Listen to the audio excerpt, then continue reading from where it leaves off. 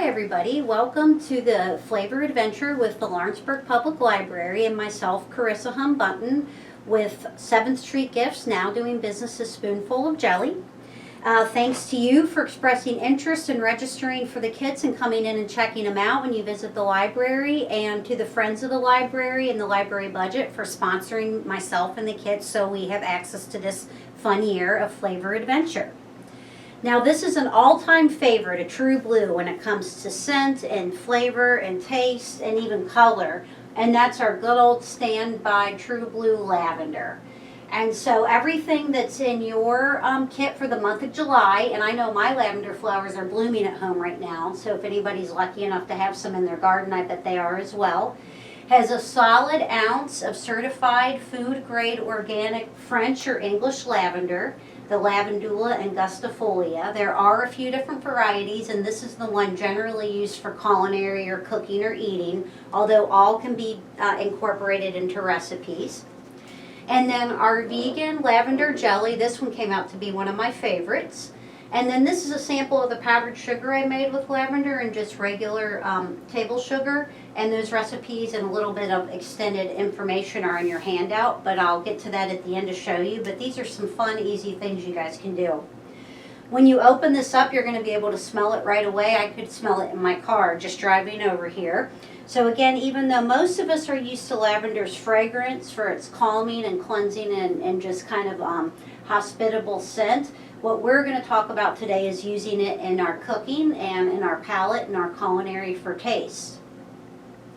Now, it is a really strong flavor, so you can imagine its scent is kind of an astringent, strong flavor too. You need very little of it added to soaps or perfumes to be able to smell it and enjoy it.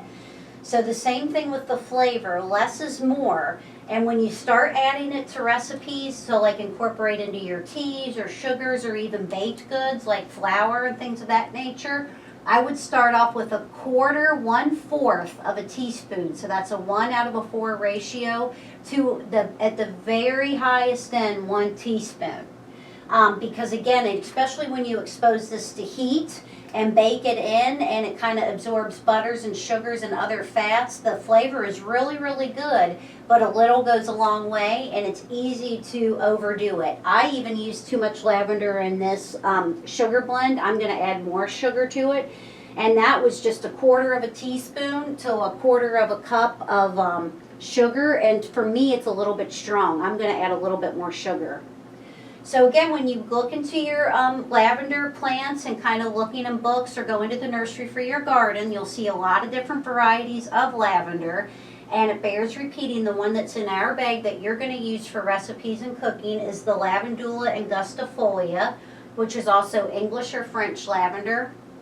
And it again is the culinary variety. Lavender in and of itself is used in French and European cooking a lot, almost commonly, kind of to the extent that we would use like salt, pepper, and maybe like sage and lavender or rosemary or something like that. So it's just a commonly used blend in things like the herbs de Provence and the sugars, and in there a lot of their baked goods as well. The word lavar is Latin, and that's to refresh, clean, or wash, and that's where the flower lavender derives its name. So also the scent is kind of like cleaning and refreshing, but also the flavor is too. And that's why a lot of kind of like heavy French and English cooking incorporates it into their like heavier, richer, mostly savory dishes as much as sweet, or even like a heavy buttery sweet dish to kind of cleanse the palate, refresh it or wash it away, and sort of take the edge off of those really heavy kind of laden fats that can kind of make you feel overfed or overindulged. So it's a really good flavor, just like a scent, to kind of give like a fresh like cleansing of the palate. So again, just from ancient times, like thousands and thousands of years back, it's treasured, lavender is, for fragrance and flavor. And it has a complex flavor and aroma, and so again, it can be used in both sweet, like baked goods and sugars, and savory, like in roasts and salts, but sparingly. And I really can't say it enough. It's just such a nice, lovely flower here. I don't want anybody to use too much and then not be able to enjoy their dish. So again, 1/4 teaspoon to a teaspoon max when you incorporate it into your recipes. So other things that are common to lavender use that you can use from previous months, like our peppermint and other flavor adventures, are syrups. So you can use any simple syrup recipe from another botanical or flavor earlier in the year and apply it to this. And remember, you would reduce your quantity because the flavor is so intense. Tisanes, which remember we learned in the year of tea, is just a kind of a fancy word to say like a tea-like beverage made but without any tea in it. So basically it's just lavender water that I made really strong enough to drink or flavor. And that would be a floral water as well, and then you would dilute your tisane, sometimes even with rose water or a little bit of sugar water or a little bit of salt water, and you can kind of sprinkle it on salads or incorporate the flavor simply in as a topping. The other thing you can do is just simply use your certified organic food grade flours ground, like in a little food processor, a mortar or pestle. Powdered is my favorite way, or even kept intact as just kind of like a very light garnish, maybe like on a roast or even a really, really rich like vanilla ice cream, where you would use just a little bit for looks. Maybe incorporate it with like a little bit of syrup or something too. If you do keep it intact, which is absolutely fine to do, and it has a pretty showy color too and a look to it, when you eat it, you want to crush it or bruise it just a little bit, even if it's just with like your spoon in an ice cream bowl against it, just kind of press the butt against it and sort of pop it, so to speak, and that'll release a stronger flavor and a stronger scent.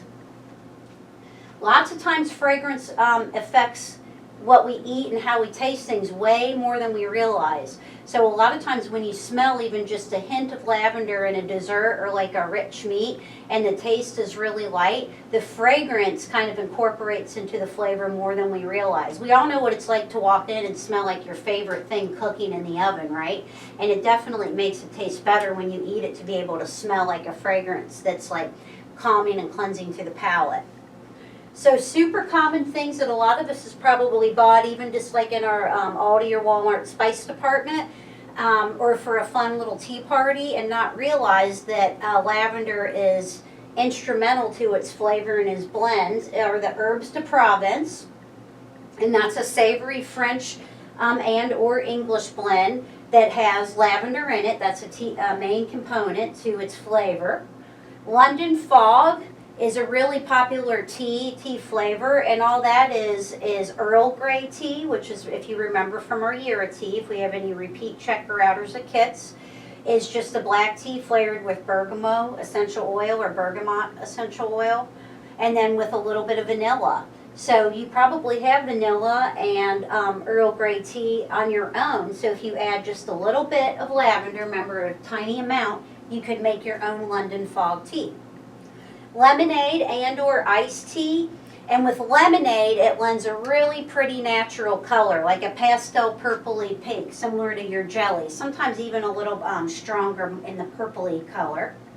And then that's where I would encourage you to try the powdered sugars, because then the herb is blended in, and it's blended in with a really nice table sugar, and the powdered sugar is lighter and fluffier, so you don't use very much of it. A little goes a long way. And add it into a tea or a lemonade and blend it in really well, and it will again lend a really pretty natural color and like a complex kind of fun flavor. So it definitely changes it, but if you already like lemonade and iced tea, then this is sort of a fun way to bump it up a little bit and just have some flavor adventure. And then the lavender jelly that's in your take home, the ingredients are handwritten with a label I did on the back, and then you have a front one that just labels it lavender jelly. Oh, this one doesn't have it, that figures. I put all the good ones in your kits. And then they have a conservative shelf life of a year, and that's conservative. So that means within a year they can sit before you open them and use them, and then once they are opened, you would just refrigerate them. And what your lavender jelly has in it, and this is the ingredients listed by the quantity, like what has the most, is sugar, and I just use a regular old white fine grind table sugar, the big like 50-pound bags that my mom picks up for me from Walmart. Lavender tisane, and remember that's just a fancy way of saying water with lavender infused in it or made into like a lavender tea. pectin, fruit pectin, which is derived from fruit peels and the vitamin C in it. And then the brand I use is Sure Gel, same thing, just in the Walmart canning department. The 1.75 ounce box, which is like your regular home canning amount, is what I used for this recipe. And then lemon juice, and the lemon juice is a concentrate in a bottle that I keep refrigerated after I open it. And even though it doesn't have it on the labels, and I don't have the official certification to put it on my labels yet, it is plant-based, which is basically another word for a vegan. So everything in this is derived from a plant, and then it has those 5 super simple ingredients. And even though it has a lot of sugar in it, and I put the exact amount in here if anybody wanted to use their ounce of lavender and make their own batch of jelly, I put exactly how much sugar in there. So you could go and just do a 48 ounce batch of lavender jelly on your own. But even the even though it has a lot of sugar, you think when you use jelly, you use very little of it. And that's kind of one reason why I named it spoonful of jelly, like a spoonful of sugar helps the medicine go down. So it is the main ingredient, and it is super sweet in sugar content, but you maybe use it the most a tablespoon, right, of jelly on a piece of toast or a bagel, or even on a peanut butter and jelly if you like it heavy, maybe 2 tablespoons.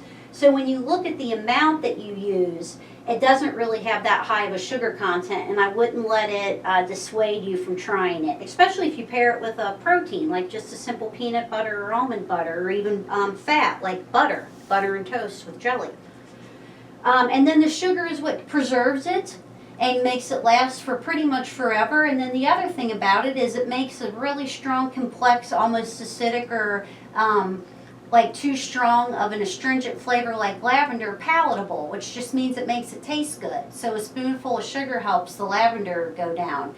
It would be difficult to enjoy lavender on its own without paired with another flavor and mixed in with a savory or a sweet. So, well, yeah, we can give sugar a break, and when you think of it as a treat, this is a good way to use it because it's probably less than if you ate like 5 or 6 M&Ms or like a handful of Skittles out of your kids' like Halloween bag or something like that.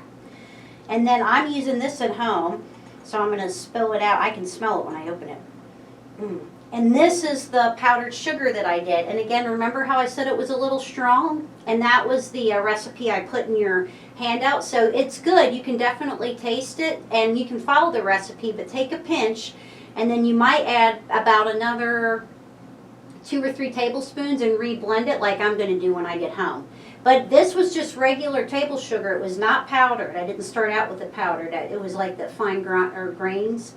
And I just used a really inexpensive little $20 food grinder, herb grinder that I got, that I think honestly off the internet, and ground it up. I tossed it. Again, the instructions are in there. I tossed my lavender buds in with my sugar and just ground it for probably just a couple minutes until I saw it powder.